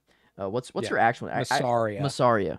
Masande. I keep returning to Masande, and I know it's just Mm. wrong, but yeah, I mean, Dragonstone just looks incredible, and yeah, this direction to this the camera was. I mean, I usually never notice camera shit or like things that just make it. I'm generally like more just focused on, I guess, this story Well, and and it's surface just level the stuff, but this the was staging of it ah also, and like the way they move in the room, and it's also tangible and easy to map out. You know where they mm-hmm. are in the room at any given point. The same thing can be said for when Otto was confronting Aegon a little bit ago. Like the way Mm. he moves in the room and the way the camera tracks Yes, that, and they Aegon being in the middle of blocking. Criston and Yeah, Otto and yes, all like yes, the oh yes. It's man. it's incredible, and I feel like that is something Claire Kilner does in just an impeccably well done way. But and then we obviously get a payoff that we've been wanting really bad. I've wanted Rhaenyra to tell Daemon this Mm-hmm. forever. You're Yeah. pathetic. Feels very cathartic for her groomer. Yeah. Like And we wanted that clap back, for like he almost choked her again. And we like we said we hope that there's a moment that Rhaenyra gets to, kind of clap sun him a back little bit. and I wouldn't say that this is it fully like I feel like there's still some sunning that needs to be done to Daemon a little bit, Well, especially I think this is worse than anything she could say to him. like just your pathetic. Not Yeah, like not getting mad, not getting mm, like a rise out of her, but just being yeah. like, God, you Mm. are a small man. Like you Like think like because that's his whole thing is he's like Viserys was afraid of what I could do if I was king. He knew that it would be great and glorious, blah blah it's blah. like, And it's no, like, yeah, I mean, he knew sure, you'd fuck it all yeah, up. you did the realm would be ash, dog. I mean, everyone would Yeah. be dead. Yeah, it'd be very scary. And man, yeah, it's the Targaryens. There's some man, it's not just a Targaryen blood thing, but it feels like it. I don't know. There's like two sides of the coin. It's either a Targaryen is born wanting to spill blood and wanting to make action, and then there's the other Targaryen that's like much more of the dreamer or much more of the thinker, the Mm. I don't know. And it's just so cool to see like Daemon and Aemond how they're on like different teams, but they are the same person. Or Aemond is trying to Right. be Daemon basically, and Mm. just have all of these different sides of the coin, these different just dichotomies going on. It's I don't know. Oh, it's It's so what Thrones elegant. just It's does so well beautifully. done. Yeah, Yeah. but But Damon sees his way out, slamming the door behind him, and on his way out, he sees his daughter Bela, who attempts to connect to no avail. Once again, the mm, generational divide. mm-hmm. But Baela sees Rhaenyra and is given the task of keeping an eye on King's Landing, a job Jace volunteered for at the beginning of the episode, but she is obviously hesitant to give this job out to her children because of what happened Yeah. to Luke. Um, Mm-hmm. but Baela takes it in stride, and Rhaenyra asks she stays high and keeps her distance. And Baela asks what's going on with her dad, and the queen says he must figure his own way. We then see Caraxes emerge from the shadows with an armored Daemon on his back. Yeah, After boys. this, He's going. He's yeah, on a he gone. mission now. I He thought this gone. was gonna be the other dragon. I thought he was gonna take out the Yeah, I did too. whatever I thought one, that's what he was headed for, but but that's hey, okay. we'll Um. see it when we see it. But Mm-hmm. Rhaenyra briefly watches her two sons play, the ones born of Daemon, Aegon and Viserys, and contemplates their lives, what it all means for them. You know, If what one if of this had happened to them? You Yeah, know, if they're in it's danger right now, that probably. shot that shows like the focal shift between like half her the further half of her face and then it's showing the closer half and just like goddamn, so fucking good. But Mm. meanwhile, Bela is shooting her crossbow in target practice as her betrothed Jacaerys approaches. He says she missed supper as many did. Nobody was hungry. Too many empty seats. And Bela asks if he knows where her father went, and he assumes Harrenhal. And she says sometimes she hates him, and he agrees that sometimes it's hard with fathers. Sorry. What's up? I just Harrenhal. I forgot that he said he's going to Harrenhal to raise an army in his name, and I didn't even think if that is where Daemon just pissed off took off to, or if he changed his plans after He this. might have changed his plans, Yeah. like the logical choice for their endeavors is Harrenhal. If he's trying to prove that he's loyal to Rhaenyra, yes, he's going to Harrenhal. If he's decided to do something new, we could really spice things up next week. Um, Hmm. but yeah, she says sometimes she hates him, and he agrees that with fathers it can be hard. And she asks what he recalls of her uncle, his father, and he remembers him fondly. He had a weakness for cake, he says. And then she questions, and I love the honesty they can share with one another. Mm-hmm. Questions what he remembers of Sir Harwin Strong, who he remembers even more fondly. He says he loved us, I think. Oh. And Bela like kind of shocked goes, of course he did. Yeah. Like he absolutely did. And Mm-hmm. it's then that Jace looks down and says that he misses Luke, and she Damn. comforts him. Yeah, this was another strong moment. I'm loving Jacaerys. Mm-hmm. Absolutely one of the more interesting, compelling And characters of the season. costume too. I mean, they were Oh they were yeah. stunning. Like just the couple here of just sword. hmm Jacaerys just big ass sword. I feel like I it's just saw like someone describe them as biblically accurate Jon Snow and Daenerys Targaryen. this is pretty sick. Yeah, I don't know. Like her just and like just firing and like Jahair Well, like him approaching from behind yeah, where so she's confident. shooting. Yeah, it's like Yeah, he's just so confident. He's like, yeah, I know she's got a shot. Like she's this. got this shit. Yeah, it's I like them. I like hmm them a lot. And one thing I do know is that we're going to see Bela ride Moon Dancer for the first time, which is exciting. God, Moon Um, Dancer. oh, Fuck yeah, that's just a name. Star that's a Fury and Moon gnarly. Love that. Dancer. Yeah, Ooh, Starfire, fire. Oh, which okay, is there it even is. cooler, I would argue. But Yeah. yeah, Damn. no, love that. But lying in bed, Corlys and Rhaenys discuss the matters at hand. He mistrusts silence and doesn't like Daemon flying off when they need him most. He says that Daemon wishes to be his own master. He is the king consort, not the king. And Corlys questions if she really thinks he may challenge Rhaenyra, and she says not strictly, but nothing's certain. He can't allow her to command him. And Corlys jokes that that's a pity. He's found being commanded by his wife on occasion quite enjoyable. Um, That was pretty I funny. was like, That my was that was boy, a funny my ass line there. boy. What does that Yeah, mean there? yeah, That could no, mean a yeah, lot of different things there, yeah. Corliss. But no, they're No, she knows what it means. She knows what it yeah. means. She looked She at it. looks at him. She's like, She said, and she I. like kind of slaps him on the shoulder. Like it's like it's really cute, man. I absolutely Uh, loved it. oh But man. yeah, but then they're like, yeah, we'll see. I love that they like clearly just had sex too. Like this is Mm. pillow talk. Um, Yep. like they're the most funny enough like normal couple Yeah. in all of Thrones. Mm. Even though they've had obviously extremely not normal lives. Um, Yeah. but I recall like in the first episode, whenever they're watching the tournament, and Corlys is like, "Oh, all these fucking kids," and Rhaenys is like, "Yep, they think they know everything. The balls full of cum and all this stuff." You remember, like it's like they're just trying to fuck They're it up. But they're the best. I don't know. They're just like it. if I'm gonna smoke with any people or like have a smoke circle, like, and I can only choose one couple, That's it's uncle and auntie right it's there. I want to probably hang yeah, out with them. it's Yeah, probably them. yeah, Yeah, they're just chill, and but yeah, I don't know. All these little moments, it's just making me fear for Corlys more because like yeah. their house is doomed, and like he's just getting old. Like he's getting old anyways, but he's not unhealthy. But like Right, I don't right. know. I'm really nervous for him. Mm. But yeah, this nice But moment though oh yeah. between them two. And then we elsewhere, Rhaenyra dives into old books when Missaria is brought before her. And Rhaenyra inquires if she had anything to do with the plot in King's Landing, and she confesses that she gave Daemon two names. She didn't want to do that even, but it was the price of her freedom. And she realizes then that she recognizes Missaria from somewhere and realizes they have more in common than she thought. Um, Mm-hmm. including her husband. Yeah, like Hey, she's taking like um, a circle yeah, the around her, lap around her, like who? How the fuck studying her do I face a little know bit, and you? Yeah. Masari is like, what's he saying? And she's like, I don't know, he's gone. When will he be back? A week? Never? I don't know. And she's like, he does that, doesn't he? And Sh- that's when Rhaenyra keys in on her. She's like, oh yeah, you guys were Oh supposed to be fuck! married. You said you were having a kid. And Not she's like, everyone yeah, found that not funny, everybody found that fucking funny. Uh, dude. and that's when I was like, I need them. I want them. Oh, ooh. I I've been trying to think.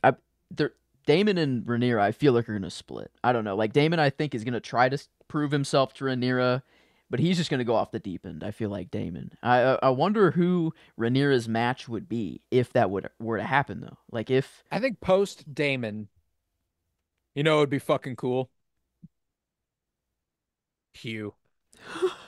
small folk, fucking, I Yeah, mean, for the taking him win. away from whoever his wife is right now. That's kind of whatever, but yeah, that would be incredible. Yeah, I didn't think of like who the next potential match would be, or like if there's one that's strategically, smart versus just who we want. But yeah, that team up would be pretty sweet. Uh, hmm.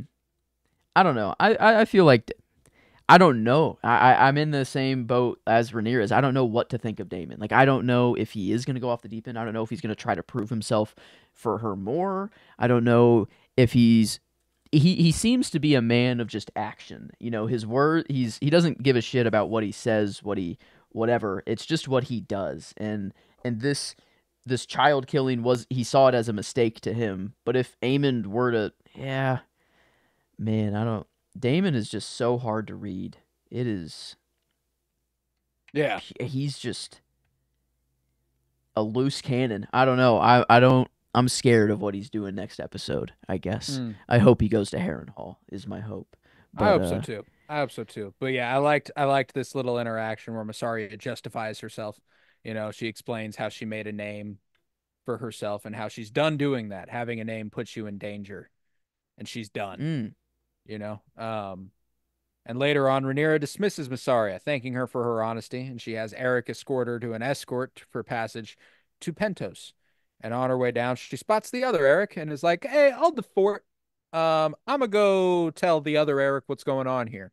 That's where my money's at anyway. hopefully. Obviously, we Yeah. don't see that, but I got to imagine that's why Eric is able to come in at the right time. I don't think that was just happenstance. Yeah. They have that little twin connection thing where like you can tell he like senses his brother around a corner at one point. He like Yeah. walks past and he's like, Mm, nah, brother? like Yeah. so But I like to imagine that Massaria gets him as like, hey, the other one's here, yeah. I and he's like, oh, okay. no way they make her like stop and be like, "Hey, hold on a second," and then And then she she just just goes to leaves. Pentos. Yeah, Yeah, no, like that no she's still way. around. Like Yeah. yeah, there's no way. But It's uh just a matter of whether or not she was able to, if she's who told Eric, and that's why mm, he was there in time. Like, I don't think she leaves. mhm. I think she's here to stay. But Eric sneaks into the castle and finds his way all the way to Rhaenyra's chamber, locking her escape from the outside. Mhm. And he is then confronted by his brother. They fight brutally, and Rhaenyra sends her handmaiden to fetch the other knight of her Kingsguard, Lauren.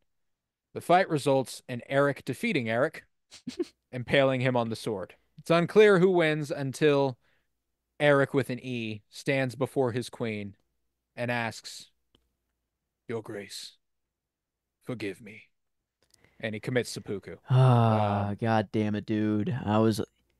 You know, I mean, this is it's the scene I'll go with. I think. I mean, it just was a kind of a perfect end to this episode, and like a really Dude, good the choreograph or all the fighting, all like it looked just really good, pure emotion. Like, love the dynamic of one just defending a queen and one just trying to kill. Like they're fighting each other, but then also hmm just if Eric with an A can like slice yeah, Rhaenyra, he's gonna manage go it. for it, and Yeah. and then like Lauren being like, which one yeah, he's is like, it? I don't know which fuck. one I Yeah. need to help, you And then know? we don't know either, really. Like the audience, like at one point we don't know. And I thought it was just really well done. And then just Emma Darcy, like even having to run around and like and hmm perform too. Like I don't know, it was really Oh, cool. The wonderful scene. I mean, really cool fight choreography as well. Really brutal. The slicing of the knee and oh, stuff. And, um, digging into like oh, yeah, the Eric with an wounds. E was Yeah. getting choked out, and then he just dug into his wound to get him off. And Oh,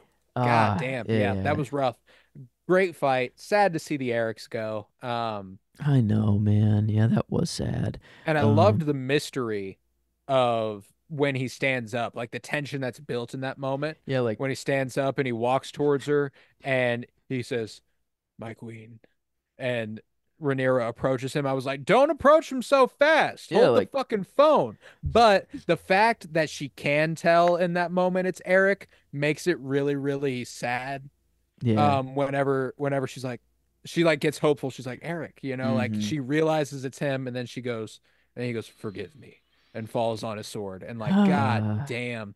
Yeah, no, that was tough. That was tough. That was hard to watch, and it was so good. So fucking good. yeah. Um, Oh man, and just the little conversation, like we came into this world together, like the mid fight, yeah. like come on, like what are we You were my doing? brother, And yeah, Anakin. oh Yeah. man, it was just like oh man, and yeah, I mean it was between that scene and Damon and Rhaenyra, their argument, and like Mm, critically, I mean, and just the real scene is they're probably both their argument, incredible. but I don't Yeah. know this brother bowl. Oh, it Whatever was it will be great. It was called, I great. don't know Yeah. if it will get a name, but I loved it. Eric v. Eric.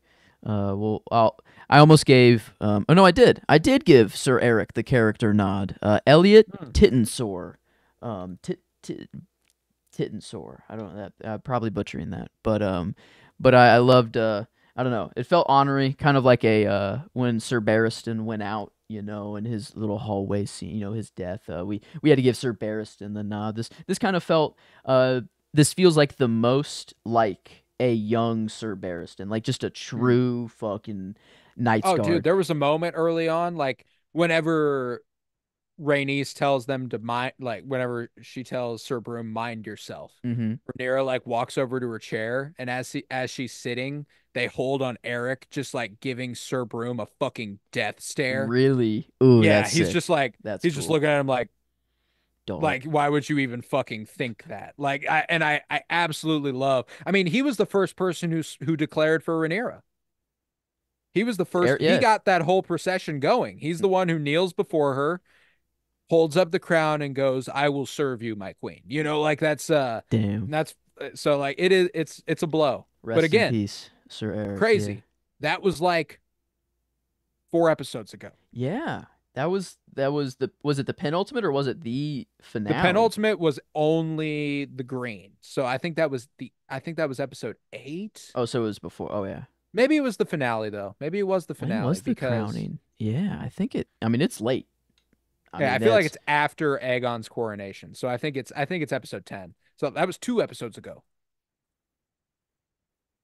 yeah, that's Sir Eric. I mean they can really just have a character come in and boom. It's not like Yeah. a Pedro Pascal, I feel like where it's, Oberyn coming in and just absolutely For a taking season over. dominating. Yeah. But even like Aegon. Like Aegon's a character we really didn't give a shit about before, but now it's like I still hate him, Oh, but man, like that's an a interesting very character, yeah, man. Yeah. the king, the current king we got Oh yeah. on the Oh yeah. throne. But man, Yeah, yeah, no. this Fantastic episode. One of my favorites of this show so far.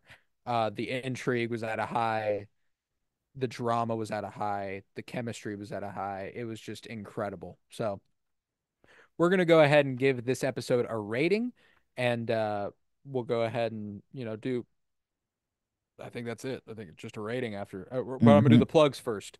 If you would head to patreon.com/pennybloom where you'll find over 100 hours of exclusive content, all sorts of book reviews, comic book reviews, movie reviews, and the like. That also contains the Penny Bloom Dispatch, which you can find for free on patreon.com/pennybloom. That's just a little bit more of a timely thing, talking stuff that's a little more relevant in the worlds of arts and science and entertainments and such. It's a lot of fun, a lot more segment based, and that's free. Everything else is $1.50 a month for patreon.com/pennybloom. So go ahead over there, subscribe, either for free or not. We would just appreciate it if you did it. Leave a 5-star rate and review wherever you might be listening and download the episodes. You can also follow on Twitter. Follow at Penny Bloom Pod. You can follow there if you want updates on anything we might be doing. We are currently doing Cinema Surprise, and this Friday will bring us the likes of Love Lies Bleeding. And I'm very excited for that. That was my second choice of the project, so you can find that on Cinema Surprise. But you should be following Penny Bloom Pod if you want any updates on what's to come in the future, because we are also doing Fulcrum, a Star Wars podcast. We are doing House of the Dragon and The Acolyte side by side. So if you are watching The Acolyte, you should be on Fulcrum, a Star Wars podcast. Listen, we do essentially the same thing for The Acolyte every week right now. So go and check that out this Wednesday. Um, and we'll be back next week with House of the Dragon season 2, episode 3. So yeah, let's go ahead and rate this thing. How are we feeling? Whew. Well, we gave last episode a 9.25 enjoyment. Um, I'm confident this is a it's 9.75. nine set. It's not a 10. It No, not wasn't quite. quite a 10, but it's damn close. So yeah, Yeah. I was either going I nine mean, five or 9.75, but I mean I this was. episode is so good that I wouldn't hesitate to give it that across the board.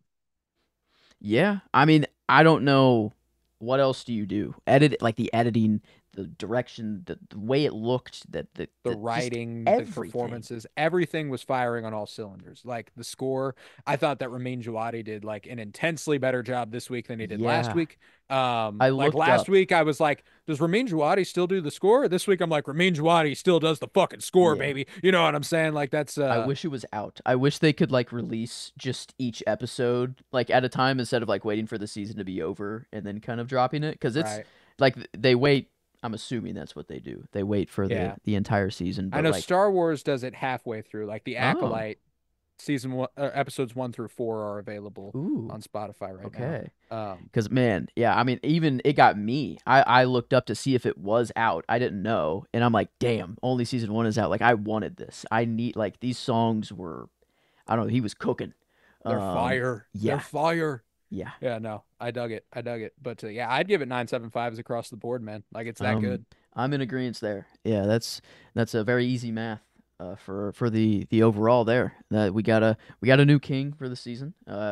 I guess so only only two so far, but I don't know. It's gonna be tough to beat that one already, which Mm, is crazy that we're saying that in episode 2. yeah, Um, but I guess we'll have to see this Battle of the Bastards type episode yeah. 4 that's We'll on see. the horizon. But We'll see. maybe Yeah, yeah. I'm excited for it. I'm excited for it. But like I said, we will be back. Fire and Bloom will be back next week with season 2, episode 3. You should be here. We'll be doing the same thing. Fulcrum, a Star Wars podcast on Wednesday, The Acolyte, episode 5. And on Friday, Cinema Surprise, where we are doing Love, Lies, Bleeding. So stick with us. You will not be disappointed. I was Colton Robertson. I was joined by Joseph George. Thank you very much, homie. Oh, thank you for having me. It's always a pleasure to be here. Oh, and it's always a pleasure to have you. And remember, peace, love, and bloom. And my queen, forgive me.